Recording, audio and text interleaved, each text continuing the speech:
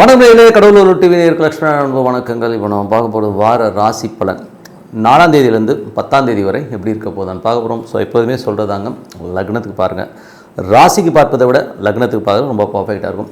உதாரணமாக ஒரு மகர லக்னம் விருச்சிக ராசினா நீங்கள் விருச்சிக ராசிக்கான பலன்களை பார்க்கறத விட மகர ராசிக்கான பலன்களை பார்க்கணும் ரொம்ப பர்ஃபெக்டாக இருக்கும். ஸோ முதல்ல வருது பொது பலன்கள். ஸோ அதுக்கப்புறம் தசாபுக்தி பலன்கள்.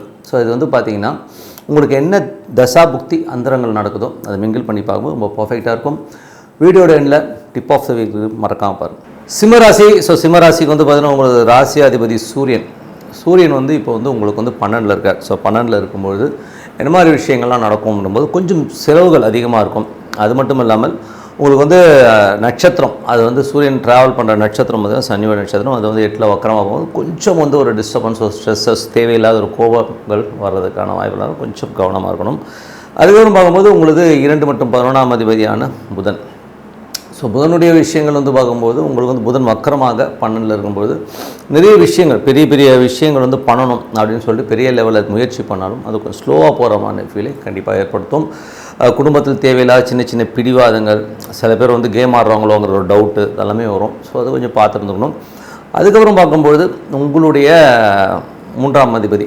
ஸோ 3ஆம் அதிபதியான சுக்கிரன். 3ஆம் அதிபதி சுக்கிரன் உங்களுக்கு இப்போ 11ல் இருக்கும்போது நல்ல லாபங்கள், நல்ல ஏற்றங்கள் கொடுக்கறதுக்கான வாய்ப்புகள் ரொம்ப நல்லா இருக்குது. சுப நிகழ்ச்சிகள் சார்ந்த விஷயங்கள்லாம் நடக்கிறதுக்கான வாய்ப்புலாம் ரொம்ப சூப்பராக இருக்குங்க. ஸோ அதெல்லாமே ரொம்ப நல்ல விஷயங்கள் தான். ஏன்னா முயற்சிகள், ஸோ பெரிய முயற்சிகள், பெரிய வெற்றிகள் எல்லாமே அற்புதமாக இருக்குது. ஸோ ரொம்ப ஜாலியாகவும் ஃபன்னாகவும் இருக்கிறதுக்கான பாயிண்ட்ஸ் எல்லாமே ரொம்ப நல்லாயிருக்கு.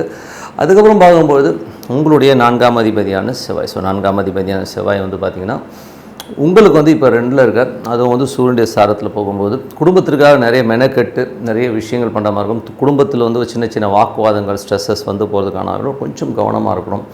கோபத்தில் கொஞ்சம் வெளில போகிற ஆய்வுன்னு கற்றுறதுக்கான வாய்ப்புகளும் அதெல்லாம் கொஞ்சம் அவாய்ட் பண்ணிக்கிட்டு இது ஆல் இந்த கேம் அப்படின்னு சொல்லிட்டு போயிட்டே இருக்கணும். ஸோ வேறு வழி கிடையாது. அதுக்கப்புறம் பார்க்கும்போது உங்களுடைய 4ஆம் அதிபதியான செவ்வாய் இப்போ 2ல் இருக்கும்போது வீட்டுக்கு தேவையான வீடு சம்மந்தமான விஷயங்களில் கொஞ்சம் செலவு ஏற்படுறதுக்கான வாய்ப்புலாம் நிறைய இருக்குது. 5ஆம் அதிபதியான குரு. ஸோ 5ஆம் அதிபதியான குரு பார்த்திங்கன்னா உங்களுக்கு 11ல் இருந்து சிறப்பான பலன்கள்.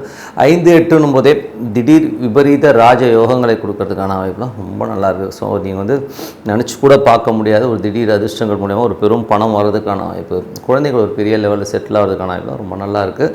அதுக்கப்புறம் 6, 7ஆம் அதிபதியான சனி. ஸோ 6, 7ஆம் அதிபதி சனி 8ல் இருக்கும்போது கொஞ்சம் கவனமாக இருக்கணும்.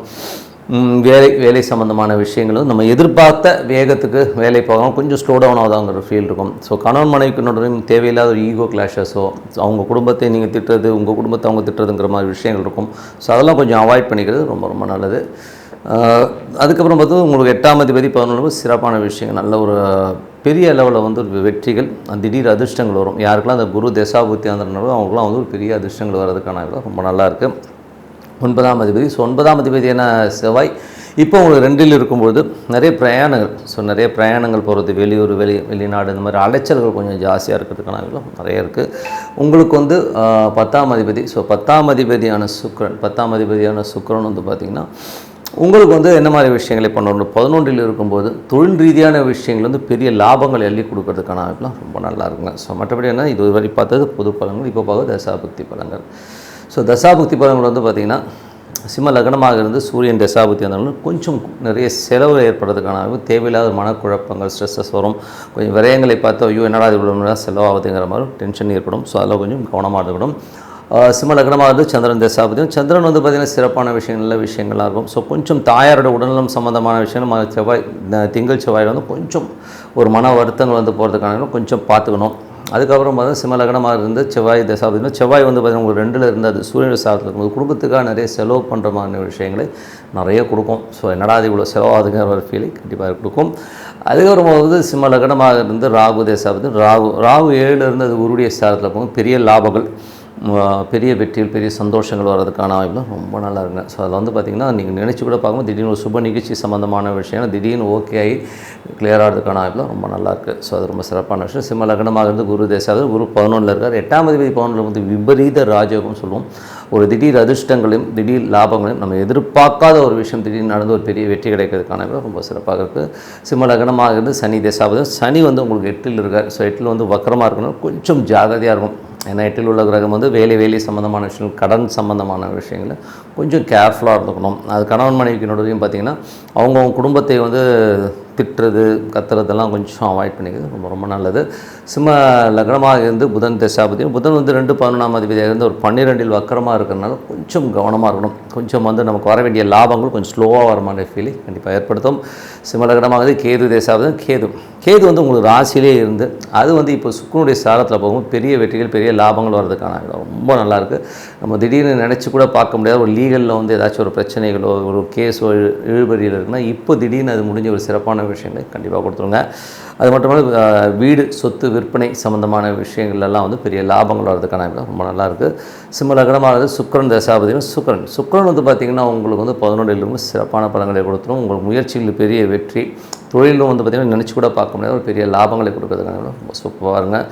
ஸோ மற்றபடி எல்லாமே ஒரு பிரார்த்தனை, நல்ல ஒரு பிரார்த்தனை கண்டிப்பாக நமக்கு அடுத்த லெவல் கொண்டு போகிறதுக்கான வாய்ப்பாக ரொம்ப நல்லாயிருக்கு. இப்போ பார்க்க போகிறது tip of the week. So tip of the வீக்கில் வந்து இப்போ நம்ம பார்க்க போகிறது யோகங்கள். ஸோ நிறைய பேர் வந்து என்ன பண்ணுவாங்கன்னா ஜாதகத்தில் வந்து எனக்கு அந்த யோகம் இருக்குது இந்த யோகம் இருக்குன்னா சூப்பராக இருக்குன்னா யோகங்கள் இருந்து புண்ணியமே கிடையாது. யோகங்கள் வந்து உங்களுக்கு வந்து அந்த தசாபுக்தி அந்தரங்கள் நடக்கும்போது தான் அந்த யோகங்கள் ஓகே ஆகும். ஸோ இதுக்கு வந்து பார்த்திங்கன்னா நிறைய பேர் இடத்துல வந்து பார்த்திங்கன்னா ஒரு பெரிய யோகங்கள் இருக்கும். மீன லக்னமாக இருக்கும், செவ்வாய் வந்து 11ல் வந்து உச்சமாக இருக்கும்.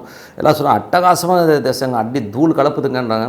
அதே செவ்வாய் உத்திராடத்தில் இருந்து இருக்குன்னு வச்சுப்போமே, அப்போ வந்து அவர் பார்த்திங்கன்னா பெரிய யோகத்தை கொடுக்குற மாதிரி இருக்கும். அதே நேரத்தில் வந்து இவர் உடல் ரீதியான விஷயங்கள்லையோ இல்லை கோர்ட்டு கேஸ் சம்மந்தமான விஷயங்கள் பெரிய பாதிப்பு இருக்கும். அதே வந்து செவ்வாய் வந்து திருவோணம்ங்கிற நட்சத்திரத்தை சந்திரனுடைய சாரத்தில் போகும்போது பார்த்திங்கன்னா அவருக்கு வந்து நல்ல சந்தோஷங்களும் குதூகலத்தையும் கொடுத்தாலும் இந்த செவ்வாய் திசை வந்து தாயாரோட உடல்நலம் சம்மந்தமான விஷயம், நிலபுலங்கள் சம்மந்தமான விஷயங்கள், ஒரு கோர்ட் கேஸ் கொடுத்தோ ஒரு டென்ஷனையும் கண்டிப்பாக கொடுத்துருங்க. ஏன்னா ஒரு யோகத்தை கொடுக்குற அதே திசை அவயோகத்தையும் கொடுக்குறத மைண்டில் வச்சுக்கணும். ஸோ உதாரணமாக சொல்ல போகும்போது எனக்கு வந்து ஒரு 2 இன்சிடென்ட் உங்கள்கிட்ட பகிர்ந்துக்கிறேன்.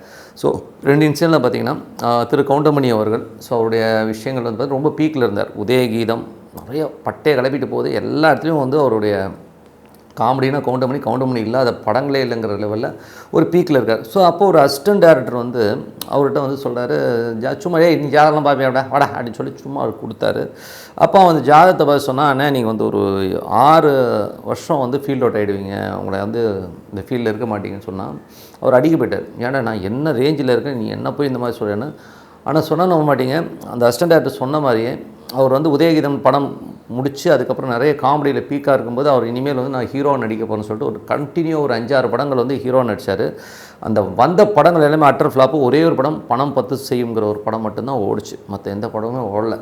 அவர் டோட்டலாக வந்து போர்ட் அவுட் ஆகி ஒரு 6-7 வருஷம் வந்து யாருமே அவரை சீண்ட கூட இல்லை, எந்த ப்ரொடியூசரும் வரல, எந்த ஃப்ரேமில் கூட அவர் இல்லைன்ற அந்த மாதிரி வந்து ஒரு நிலைமை கவுண்டமணிக்கு வந்தது. ஸோ அதுக்கப்புறம் 7 வருஷத்துக்கு அப்புறம் திருப்பி அவர் சொன்ன மாதிரி வந்து ஒரு பெரிய பீக் வந்தார். இது வந்து ஜோதிடம், அந்த யோகங்கள் வந்து இப்படி தான் வேலை செய்யும். ஒரு நட்சத்திர கால் வந்து ரொம்ப மெயினாக வேலை செய்யும். ஸோ இந்த மாதிரி பீக்குக்கு வந்தார். அதே மாதிரி வந்து பார்த்தீங்கன்னா இன்னொரு இன்சிடென்ட் வந்து திரு தியாகராஜன் அவர், பிரசாந்தோடைய அப்பா, அவர் சொன்னார் ஒரு ஜோதிடர்கிட்ட போய் ஒரு ஜாதகங்கள் பார்க்கும்போது அவர் சொன்ன ஒரு விஷயம். அவர் என்ன சொல்கிறாருன்னா, இந்த பையன் வந்து பீக் போவாங்க, பெரிய லெவலில் சம்பாதிப்பான், பெரிய ஒரு பெயர் புகழ் வரும். ஆனால் செவ்வாய் திசை வரை தான் வந்து அவருக்கு அந்த ஒரு பெயர் புகழ் இருக்குன்னு சொன்னால் செவ்வாய் திசைங்கிறது அந்த 7 வருஷம். இவனை பாருங்கள், பிரசாந்தோடைய கிராஃப்லேயே வந்து பார்த்திங்கன்னா அந்த ஒரு 7 வருஷம் பார்த்தீங்கன்னா அவர் கொடி கட்டி பறந்தால் அந்த 7 வருஷத்தில் வந்து அவருடைய புகழ் எங்கேயோ போச்சு. அந்த 7 வருஷத்துக்கு அப்புறம் டோட்டலாக வந்து அவருடைய அந்த தசாபுத்தி அந்த முடிஞ்ச உடனே அவருடைய டோட்டல் லைஃப் வந்து பார்த்தீங்கன்னா அந்த கிராஃப் விட்டு அவர் கீழே இருந்ததை பார்ப்போம். ஸோ அந்த தசாபுத்தி அந்தரங்கள் மூலியமாகவும் நட்சத்திரங்கள் மூலியமாக வந்து உங்களுக்கு யோகங்கள் வரும். ஸோ எனக்கு வந்து எப்போதுமே யோகம் இருக்கணும், நான் ரொம்ப சந்தோஷமான பிரார்த்தனை, காலையில் எழுந்து பிரார்த்தனை பண்ணுங்கள், இறைவனை மனசோட மனசாக வந்து உருகி வேண்டிக்கிங்க. அடிப்பட்டைகளை யோகன்றது வந்து உங்கள்கிட்ட தானாக வந்துடும். ஸோ இது வந்து என் குருமார்கள் சொன்னது, கண்டிப்பாக ஃபாலோ பண்ணுங்கள், சிறப்பான விஷயங்கள் கண்டிப்பாக நடக்கும் சொல்லி உங்களிடம் விடைபெறுவது உங்கள் லக்ஷ்மி. நன்றி, வணக்கம். கடவுள் அருள் டிவியை பார்த்தமைக்கு நன்றிகள். மேலும் இது போன்ற தகவல்களை தெரிந்து கொள்ள கடவுள் அருள் டிவியை சப்ஸ்கிரைப் செய்யுங்கள். மறக்காமல் பெல் ஐக்கானை கிளிக் செய்யுங்கள்.